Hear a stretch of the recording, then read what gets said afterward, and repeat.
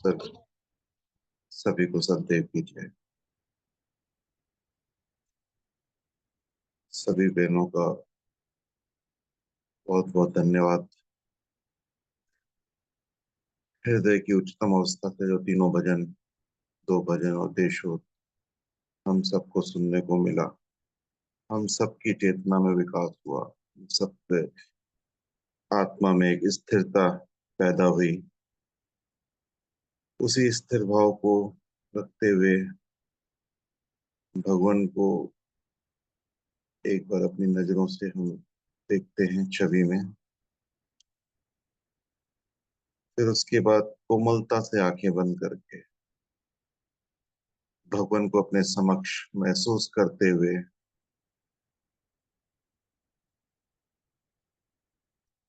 भगवान से कुछ वार्तालाप करते हैं। भगवान को उन सब सुख के पलों के लिए धन्यवाद करते हैं जिस समय हम अपनी आत्मा की उच्च अवस्था में जीवन का हर पल गुजारते हैं। चाहे वो पारिवारिक संबंधों के साथ हो, चाहे वो सामाजिक संबंधों के साथ हो, चाहे वो भौतिक जगत की वस्तुओं को इस्तेमाल करते समय, उनकी देखभाल करते समय जो हमारी उच्चतम आत्मिक अवस्था से हम उनको धन्यवाद देते हैं। चाहे वो वनस्पति जगत के साथ मेरे जागरूकता को, मेरे आत्मबल को बढ़ाता है।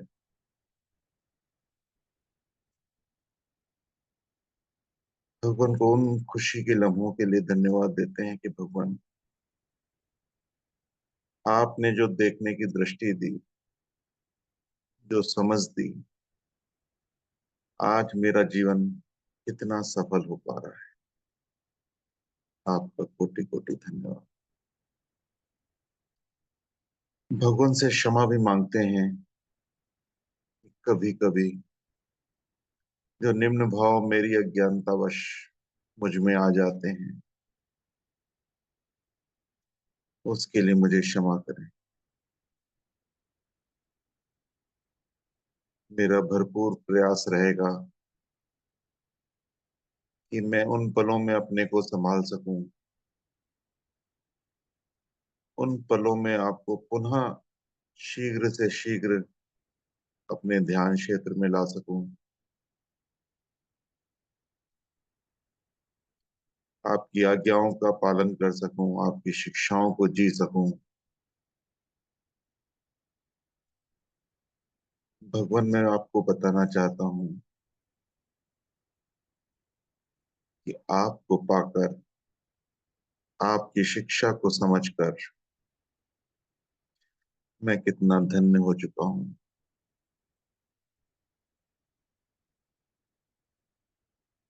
आपका हर पल संग बना रहना मेरे लिए कितना हितकारी है।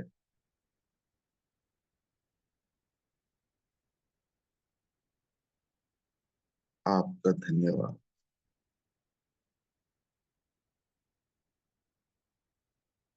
मानो ऐसा लग रहा है भगवान भी कह रहे हैं, मैं तो सदा ही तुम्हारे साथ हूं। जब जब तुम मेरी आत्मा और अपनी आत्मा के संबंध को गहरा महसूस करते हो, तब तब तुम्हारी क्रियाएं बदलती हैं, तब तक तुम्हें आत्मा का होश रहता है, तभी तुम्हारा विकास हो पाता है। ना तो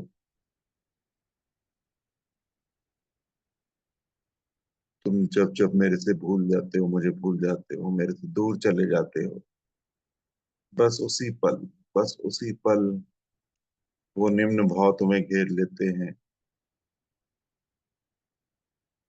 सदा अपने आत्मा का होश रखो। सदा जो सही है, जो उचित है, उस पर ध्यान रखो।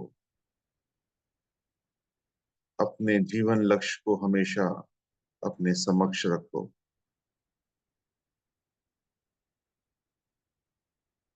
तुम्हारे आत्मा का विकास तुम्हारे सिर्फ उच्च भाव ही दे सकते हैं। तुम्हारे संबंधों में स्नेह, तुम्हारा प्रत्येक बर्ताव सिर्फ उच्च भाव ही संभाल सकता है। ना तो तुम्हारा अहंकार बार बार तुम्हें वापस उसी जगह ला देता है।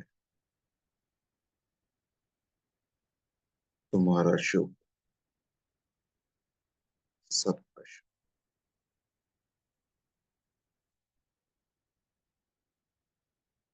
सभी धीरे धीरे आंखें खोल।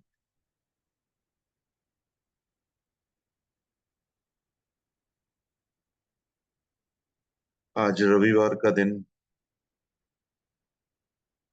हमेशा की तरह फिर होश में आने का दिन। जाने अनजाने जो भी बेहोशी हमारे जीवन में प्रवेश करती है, उससे निकालने का दिन। भगवान से अपने संबंध को और गहरा करने का दिन।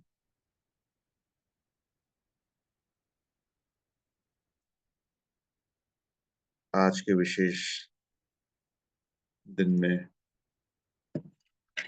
हम जो भी चिंतन करेंगे, उससे हमारा भगवान के साथ संबंध और गहरा और गहरा होगा। हमारी हर एक क्रिया आज दिन भर की मुझे भगवान को और नजदीक महसूस कराएगी। मेरे समक्ष एक पुस्तक अंधेरे से उजाले की ओर, जिसमें भगवान देवात्मा के साथ संबंध की आवश्यकता का चैप्टर है। नेचर में तुम्हारी सच्ची मुक्ति और सच्चे विकास का एक ही हल है, और वह यह है कि तुम देवात्मा के प्रेरक प्रेमक बनो, और सबसे बढ़ के उनके प्रेमक बनो। मात्र एक ही उपाय हमारे आत्मा के विकास का, यह हमें भगवत का प्रेरक बनना है।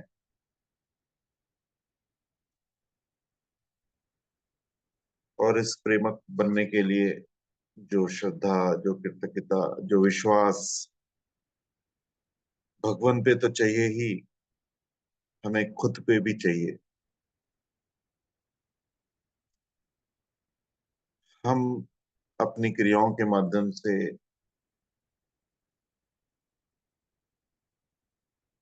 भगवान को तो सुख देते हैं, कभी कभी दुख भी देते हैं। लेकिन मेरी हर क्रिया मेरे स्वरूप को, मेरे अस्तित्व को श्रद्धा के योग बना रही है। क्या मैं समाज में अपनी उपस्थिति देकर कृतज्ञ के योग्य बन रहा हूँ?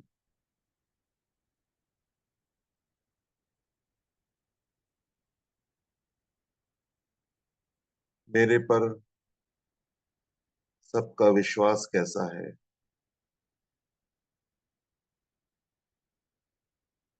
मुझे वनस्पति जगत किस रूप में देख रही है? मुझे पशु जगत किस रूप में देख रहा है?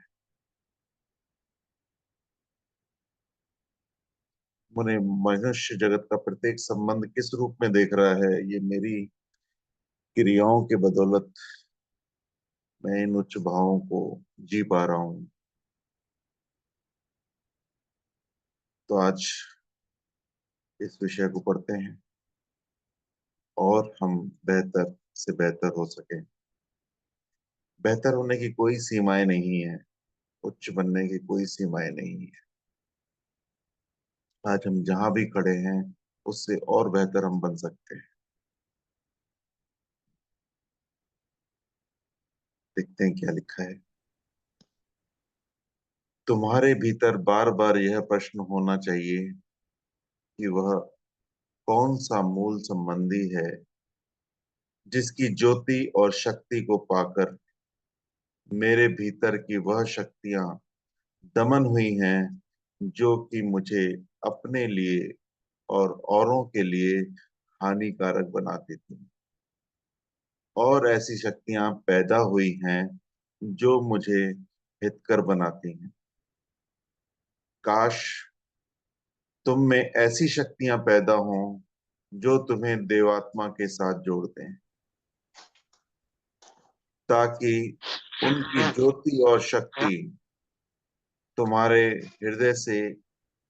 तुम्हारे हृदय में प्रवेश कर सके और उच्च परिवर्तन पैदा कर सके। वाकई जो उच्च भाव हैं वो मेरे जीवन को इस प्रकार बना देते हैं कि मैं सभी के लिए हितकारी बन जाता हूँ। और वाकई भगवान हम पर कार्य कर सकते हैं, कार्य कर पाते हैं। आज इस समय, सुबह के समय, आज हम सभी के समक्ष भगवान है, साथ में भगवान है। आगे बढ़ते हैं। देवात्मा के देव प्रभाव तुम्हारे भीतर किस प्रकार प्रवेश करें, कैसे वे तुम्हारे भीतर उच्च परिवर्तन लाने का अमल करें। इसके लिए यह आवश्यक है कि तुम्हारे भीतर देवात्मा के लिए अनुराग पैदा हो। यह अनुराग ही उनसे लाभ उठाने का सच्चा जरिया है। अनुरागी जन अनुराग भाजन की खुशी चाहता है।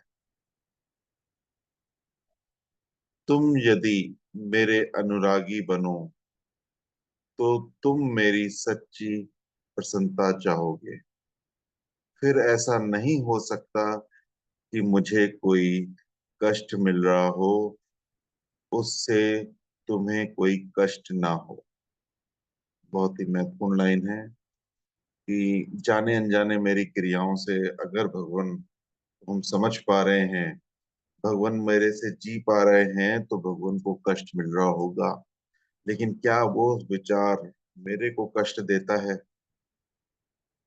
कोई भी मेरे से ऐसी क्रिया जाने हो रही है या अनजाने हो रही है, लेकिन उसका कष्ट भगवान को तो मिल ही रहा है। मैं अनजाने में भी कुछ गलती करता हूँ ना, तो उसका कष्ट तुरंत भगवान को मिलता है।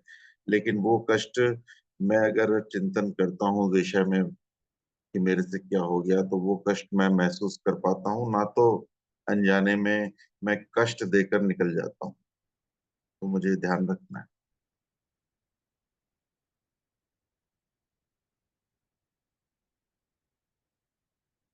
फिर ऐसा नहीं हो सकता कि मुझे कोई कष्ट मिल रहा हो, उससे तुम्हें कोई कष्ट ना हो। ऐसी अवस्था में तुम सोचो कि तुम मेरे कहाँ हो। जब मैं बीमार होता हूँ तब तुम कोई दुख का प्रकाश नहीं करते। जब मैं तुम्हारी किसी बात पर हमला करता हूँ तब झट मुंह बना लेते हो और कहते हो कि मैं आपका अनुरागी तो क्या बनूंगा। मैं अपनी नीचता के विरुद्ध आपसे कोई जिक्र तक नहीं सुनूंगा। हमें जब भी कोई हमारा प्रियजन,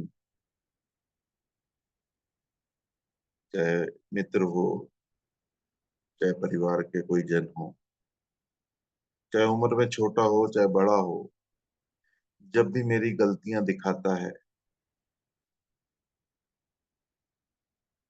तो मैं उसको सुनने की स्थिति में नहीं रहता हूँ। मैं उसमें अपने सफाई देने की ज्यादा स्थिति में रहता हूँ। लेकिन उन बातों के लिए मुझे चिंतन करना चाहिए, उन बातों को सुनना चाहिए, उसका तुरंत रिएक्शन ना देते हुए उनको सुनकर उस पर चिंतन करना चाहिए कि क्या इस पूरी घटना में, उस पूरी बात में मेरा कहाँ से दोष है, अपने दोष को जान सकूं। वो चाहे जाने में हुआ हो चाहे अनजाने में हुआ हो, उस दोष को स्वीकार कर सकूं कि आज भगवान जो मुझे आत्मिक रूप से चिंतन देते हैं, उस समय हमारे समक्ष भगवान होते हैं। जब हम स्वयं के चिंतन में बैठते हैं, उस समय हमारे साथ भगवान होते हैं। उस समय जो दोष हमें दिखते हैं, वो भगवान की ही मेहरबानी है। और फिर हमें भगवान को अपने दोष देखने के बाद क्षमा भी मांगनी है, धन्यवाद भी देना है, और सामने जिसके प्रति वो दोष हुआ है उससे भी क्षमा मांगनी है, और उनको भी धन्यवाद देना है कि उनकी वजह से मेरे में ये कमी मेरे को दिख पाई। अधिकतर हम इन पलों में बुरा मान जाते हैं, नाराज हो जाते हैं, लेकिन हमें उस अवस्था से निकलना है। जब जब हम अपने दोष नहीं देखते ना, हम भगवान को दुख देते हैं। आगे बढ़ते हैं। तुम्हारे भीतर ऐसी कितनी ही शक्तियां वर्तमान हैं, जिस जिनके कारण देवात्मा तुम्हारे भीतर अपनी शक्ति नहीं पहुंचा सकते। तुम जिन जिन नीच सुखों के अनुरागी हो, वे सब आत्मा के लिए विनाशकारी। जैसे तुमने मेरे देह प्रभावों को पाकर शराब, मांस, चोरी, जुआ आदि मोटे मोटे पाप छोड़ दिए हैं, वैसे ही अब भी तो मैं ही कहता हूं कि तुम अपनी स्वाद वासना, आराम वासना, प्रशंसा वासना आदि नीच सुख देने वाली शक्तियों का साथ छोड़ दो।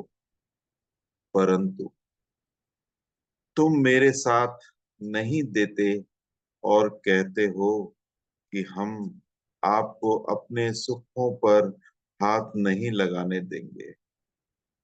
ऐसी अवस्था में मेरा तुम्हारा कोई संबंध नहीं। वाकई हमारे साथ अगर हम चिंतन करें, लिखित चिंतन करें, तो और बेहतर है कि ऐसे कौन कौन से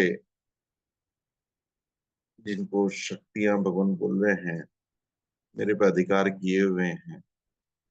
हमने शराब छोड़ दिया, मांस छोड़ दिया, जो चोरी छोड़ दी, जुआ छोड़ दिया, मोटे मोटे पाप हमने सपने छोड़ दिए। और उसको हम बहुत ही शान से बोलते भी हैं, बताते भी हैं। लेकिन जो स्वाद वासना है, आराम वासना है, प्रशंसा वासना है, ये चीजें हमारे मन को जो सुख देती हैं, मन को तो सुख देती हैं लेकिन आत्मा के लिए हानि करती हैं, ऐसा भगवान बता रहे हैं। और जब भगवान बता रहे हैं तो विचार करना हो रहा है कि कहीं ना कहीं उसमें हम, चाहे वो स्वाद का ही हो, अभी कुछ दिन पहले एक वीडियो भी आप लोगों ने देखा होगा, ग्रुप में आया था कि जब स्वाद की इच्छा होती है, कुछ ऐसा स्वादिष्ट चीजें सामने आती हैं, तो हम नहीं देखते कि उस वक्त हमें भूख लगी है कि नहीं। हम अपनी सीमाओं से ज्यादा खा लेते हैं, या जरूरत ना होने पर खा लेते हैं। तो कहीं ना कहीं उस सेवाकारी शरीर जो मेरे को सेवाएं दे रहा है उसको हम कष्ट देते हैं, वो उस समय पाचन की अवस्था में नहीं होता, उस खाने को पचाने की अवस्था नहीं होती उसकी, लेकिन फिर भी स्वाद अनुराग के चक्कर में हम वो भोजन उसको क्रिया के लिए रूप में दे देते हैं कि मैंने तो स्वाद ले लिया, अब तुम क्रिया करो, तुम्हारे बस में है या नहीं है। तो उसे वो कष्ट देते हैं, जिसको हमें धन्यवाद देना चाहिए। हमारे शरीर के प्रत्येक अंग जो हमारी सेवाएं कर रहा है उसको क्या देना है क्या नहीं देना, सिर्फ मात्र स्वाद के लिए ही क्रिया नहीं करनी।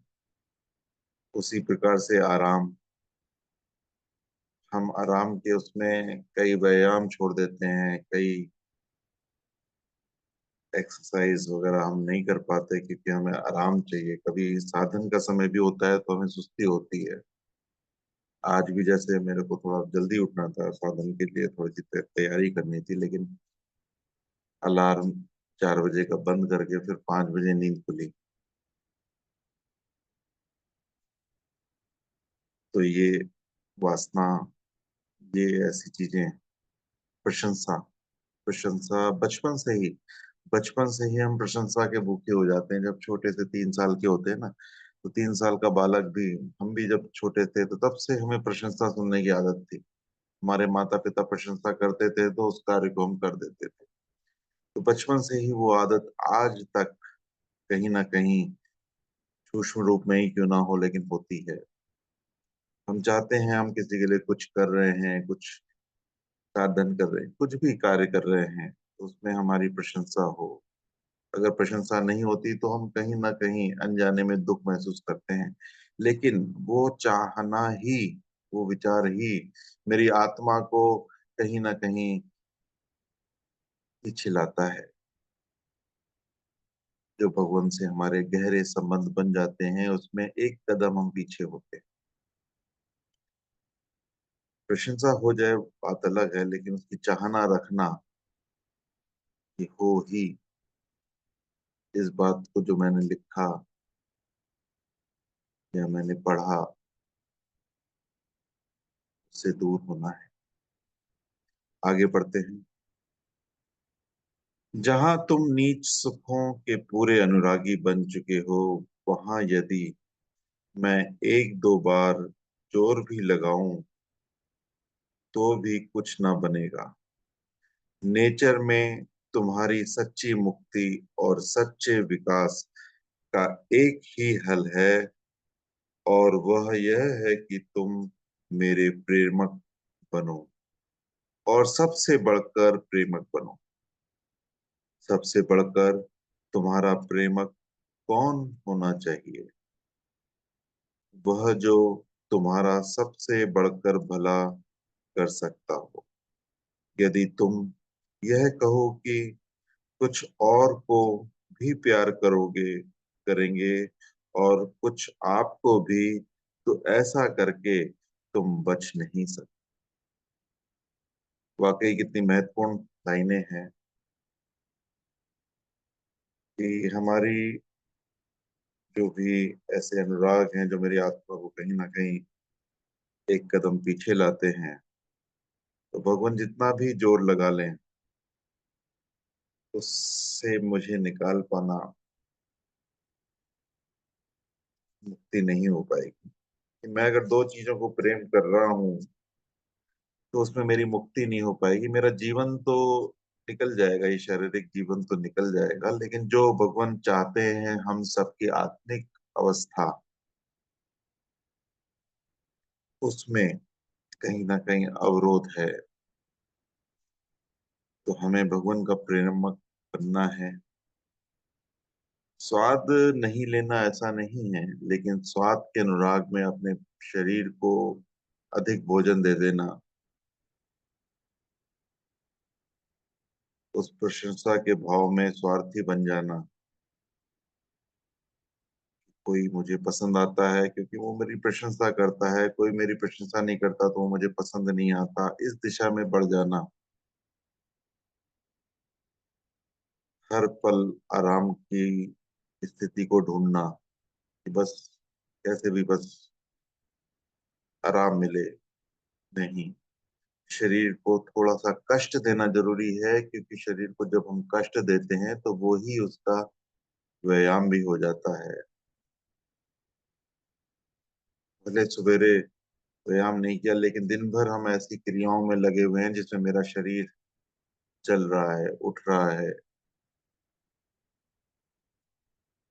कभी घर के कामकाज के लिए, कभी समाज के कामकाज के लिए।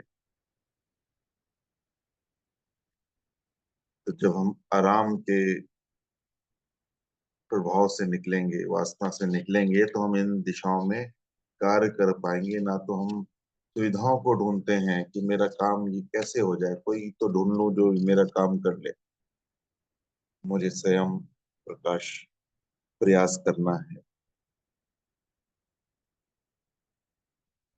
पुराने जमाने में जो अनाज हम खाते हैं उसको ही हम खुद उगाते थे, उसके लिए श्रम करते थे उस अनाज को उगाने के लिए।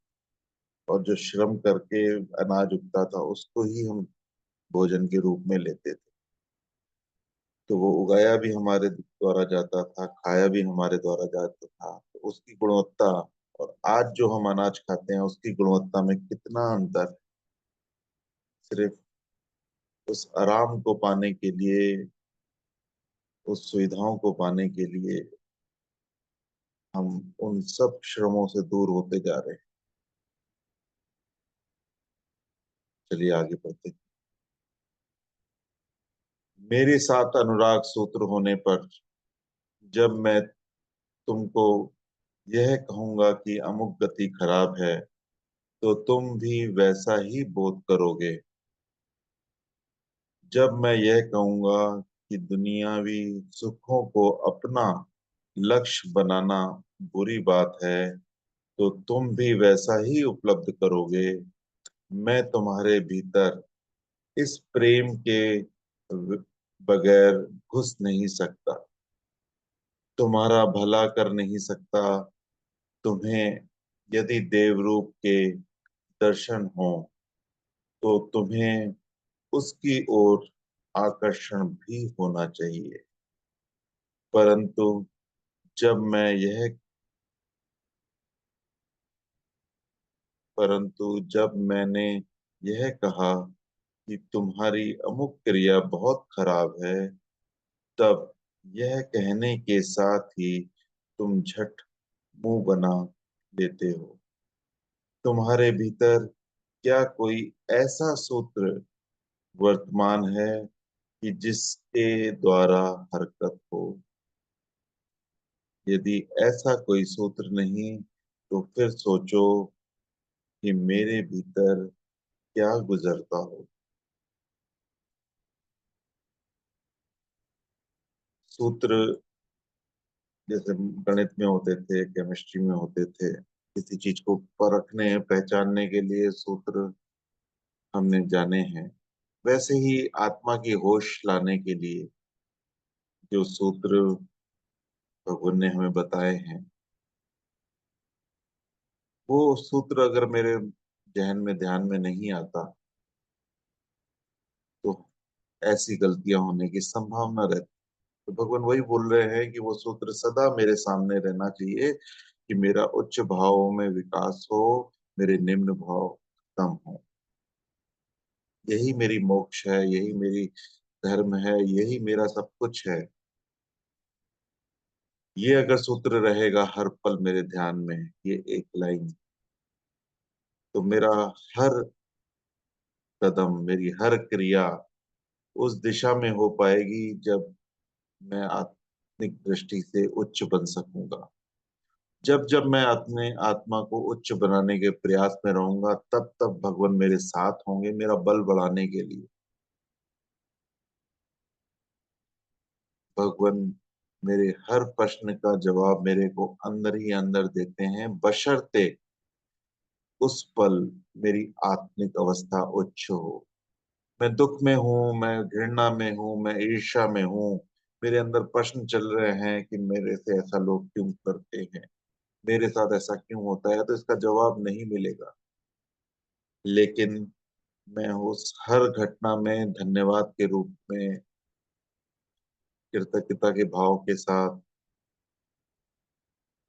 उस घटनाओं को जी रहा हूँ, उस समय जो भी प्रश्न आ रहे हैं उसका तुरंत तुरंत मुझे हल भी मिलता है कि ये घटना मुझे कुछ सिखाने के लिए आई है, इससे मैंने क्या सीखा। ये दुख मुझे कुछ ही बातों का हल दे रहा है। ये दुख मेरे हृदय की अवस्था को दिखा रहा है, उसके लिए धन्यवाद। उस दुख का भी कोई दर्द है तो वो दर्द भी मेरे शरीर की उस तकलीफ को बता रहा है कि मुझे इसका ख्याल रखना है, इसका मुझे इलाज करना है। उस दर्द का भी धन्यवाद। तो वो जवाब मेरे अंदर से भगवान मुझे दे ही रहे हैं।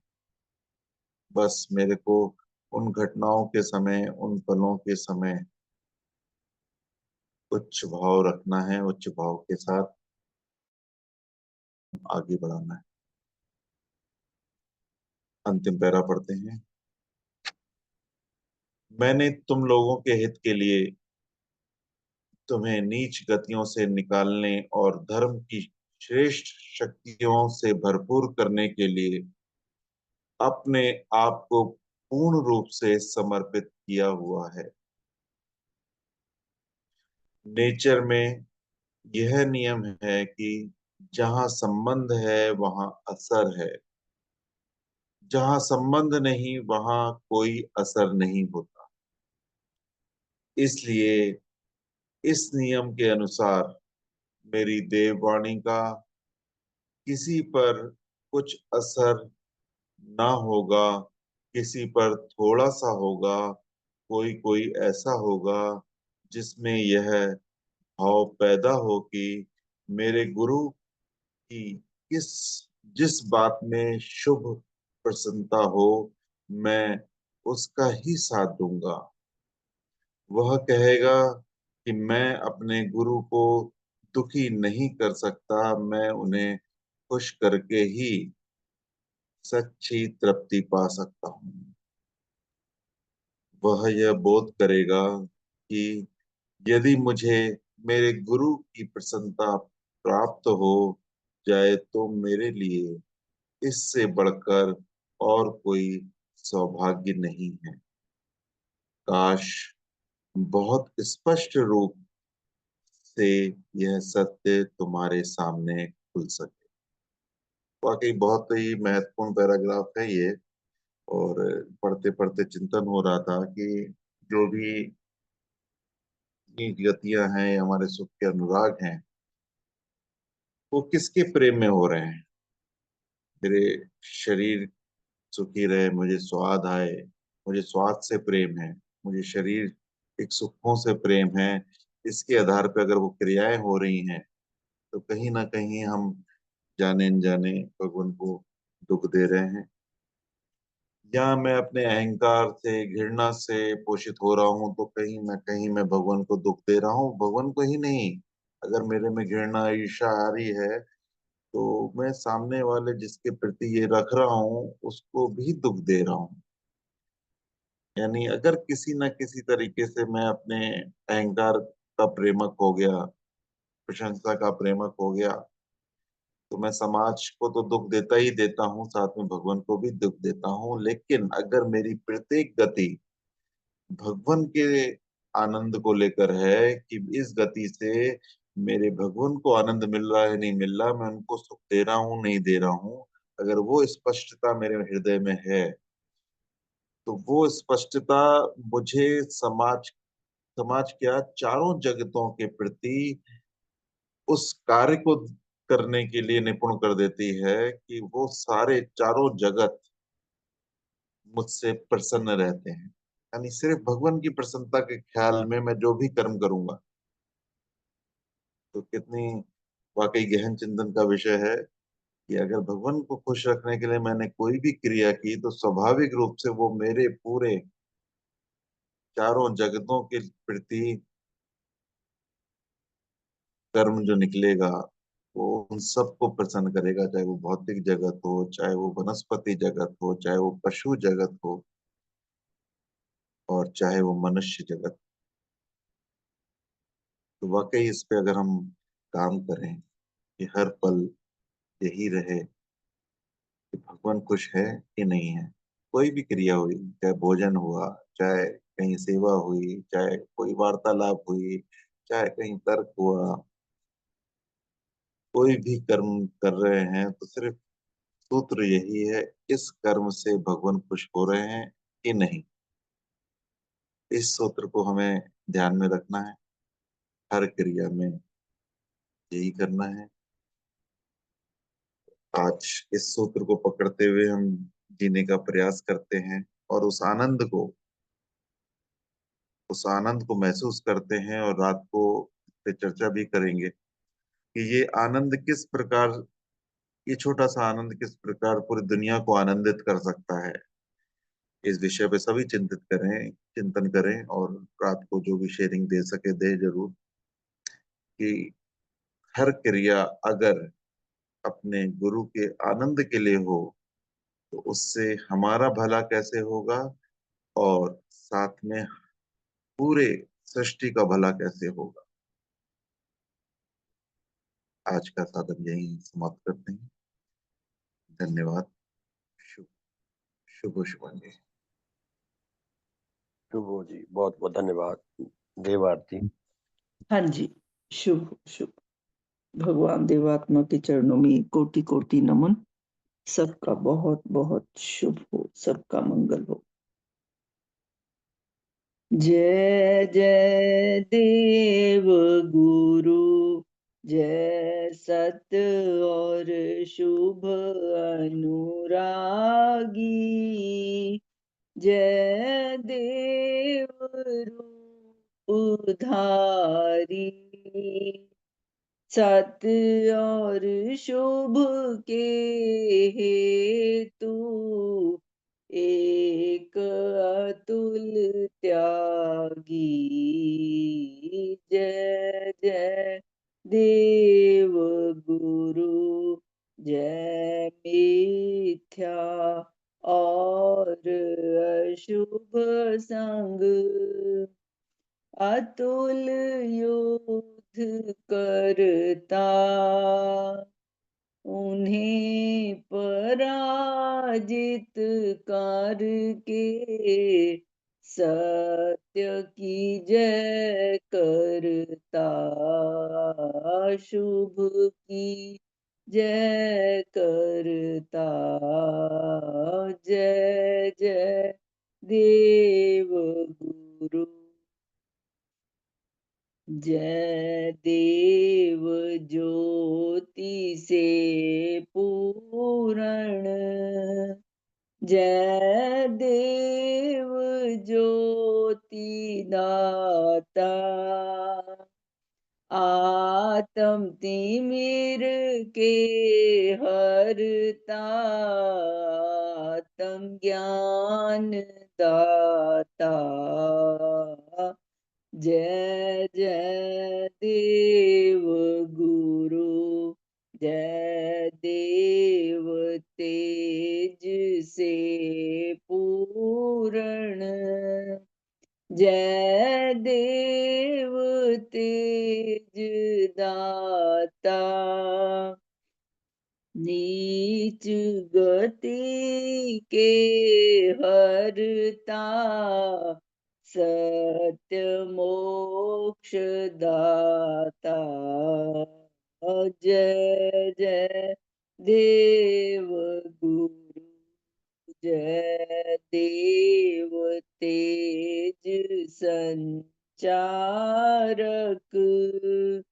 जय पाप मैल हरता, हृदय निर्मल करता, पवित्र रूप दाता, जय जय देव गुरु, जय उच्च भाव उत्पादक, जय उच्च गति दाता, पूर्ण आत्म विकासक आत्मिक बलदाता।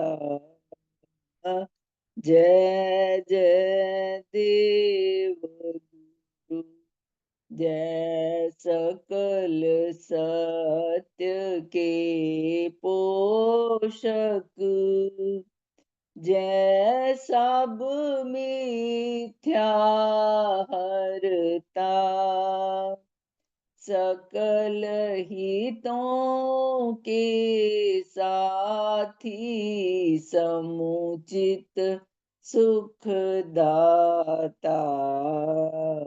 जय जय देव गुरु, जय जीवन रस संचारक, जय जय अमृत दाता।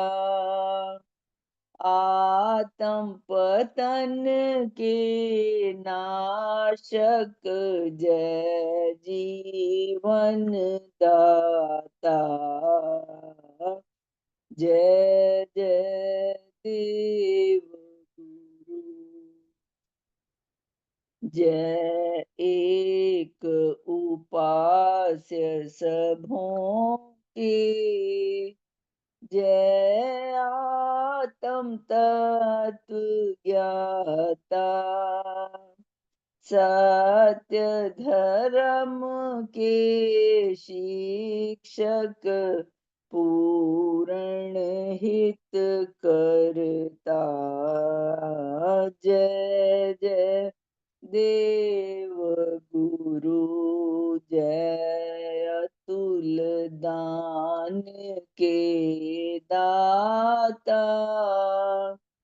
जय देव रूप धारी, दान तुम्हारा पाकर धन्य हो नर नारी। जय जय देव गुरु, जय अतुल दान के दाता। जय देव रूप धारी, दान तुम्हारा पाकर धन्य हो नर नारी। जय जय देव गुरु, जय जय देव गुरु, जय जय देव गुरु।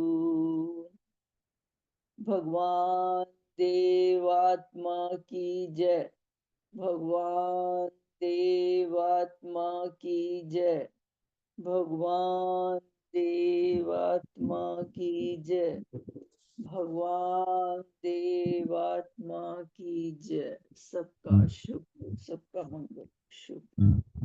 सबका शुभ हो, सबका हित हो, सबका मंगल हो, सबका कल्याण हो। बहुत बहुत धन्यवाद श्रीमान जी, बहुत सुंदर उद्बोधन। कितना हमें इतना सुंदर, इतना भव्य सूत्र हमें हाथ लगा है कि हम जब भी कोई काम करें, कोई चिंतन करें, कोई गति करें, कोई कुछ चीज को, किसी विषय को चाहें, किसी जन को चाहें, किसी को घृणा करें, तो भगवान देवात्मा हमें याद आने चाहिए। तो भगवान ने इतने सुंदर सूत्र हमें दिए हैं अपने और दूसरों के हित के लिए कि हमारा हमारा जैसे ना कहते ओवरहालिंग हो जाती है अगर हम भगवान को याद रखें। तो बहुत ही सुंदर सूत्र दिए हैं, बहुत बहुत धन्यवाद। और साधन में शामिल होने वाले सभी धर्म साथियों का बहुत बहुत धन्यवाद। भजन गाने वालों का, भजन लिखने वालों का बहुत बहुत धन्यवाद। हमारा कितना बड़ा सौभाग्य है कि हमें प्रातः काल उठते ही पुण्य भगवान के श्री चरणों में आकर इतने सुंदर, इतने भव्य साधनों को सुनने का, अमृत रस लाभ करने का सौभाग्य मिलता है। हमारी ये धर्म यात्रा यूं ही चलती रहे, निरंतर चलती रहे। और सारी मानवता को इस धर्म यात्रा के साथ जुड़कर सच्चा आत्म कल्याण लाभ करने का सौभाग्य प्राप्त हो सके। हम सब में उच्च प्रेम आए, उच्च एकता आए, उच्च मेल आए, सबका भला हो, सबका शुभ हो। बहुत बहुत धन्यवाद। फिर शाम को मिलेंगे जी 4:30 बजे और रात्रि को मिलेंगे 8:40 पे। जैसा कहा है, जो इस आज के साधन पे विचार करें और अपने अपने अनुभव, अपने अपने विचार लेकर आए और कुछ ना कुछ अपनी ओर से जरूर योगदान दें। जब जब हम किसी विषय में, किसी बात पे, किसी समाज में इन्वॉल्व होते हैं, अपने आप को जैसे कहते हैं झोंकते हैं उसके हवन कुंड में, तभी तभी हमें वहां से वो लाभ प्राप्त होता है जिस लाभ के उद्देश्य से वो मिशन बना है। पुण्य भगवान ने जो मिशन बनाया है, कितनी सुंदर, कितनी भव्य वाणी कही है। यदि हम समझ सकें कि भगवान कहते हैं हमें मरने के बाद स्वर्ग नहीं ले आएंगे, वो कहते हैं मैं इसी स्थूल जगत में, इसी दुनिया को सच्चा स्वर्ग बनाना चाहता हूँ, जहाँ सब में उच्च प्रेम हो, उच्च एकता हो, उच्च मेल हो और सब एक दूसरे के लिए हितकर और कल्याणकारी बन सके। ये केवल धारणा नहीं है, केवल कल्पना नहीं है, भगवान देवात्मा का ये अद्वितीय जीवन व्रत है, जिस व्रत को लेकर उन्होंने अपना सर्वस्व भेंट किया है। हम भी भगवान देवात्मा के ऐसी प्रेरणाओं को लाभ करके हम भी कुछ ना कुछ समर्पित होने के योग बन सके, मैं बन सकूं, आप सब बन सके। सबका शुभ हो, सबका भला हो। बहुत बहुत धन्यवाद। सुप्रभात। सुप्रभात भी हमारा एक नारा होना चाहिए। ऐसी सुप्रभात, ऐसी सुप्रभात तो बहुत ही सौभाग्यशाली जनों को मिलती है, तो हमें मिली है भगवान की कृपा से, सहायकारी शक्तियों की कृपा से, हमारे इस लोकवासी परोकवासी सहायकारियों से, और हमारे पूर्वजों का भी इसमें बहुत बड़ा योगदान है, जिन्होंने हमें कुछ ऐसी अच्छी पूंजी दे दी जिसके कारण हम इस मिशन में जुड़ सके, इस समाज में जुड़ सके, इस इतने भव्य संगठन में जुड़ सके। तो सबका शुभ हो, सबका भला हो। सुप्रभात। फिर शाम को मिलेंगे जी 4:30 बजे। बहुत बहुत धन्यवाद। बहुत बहुत धन्यवाद।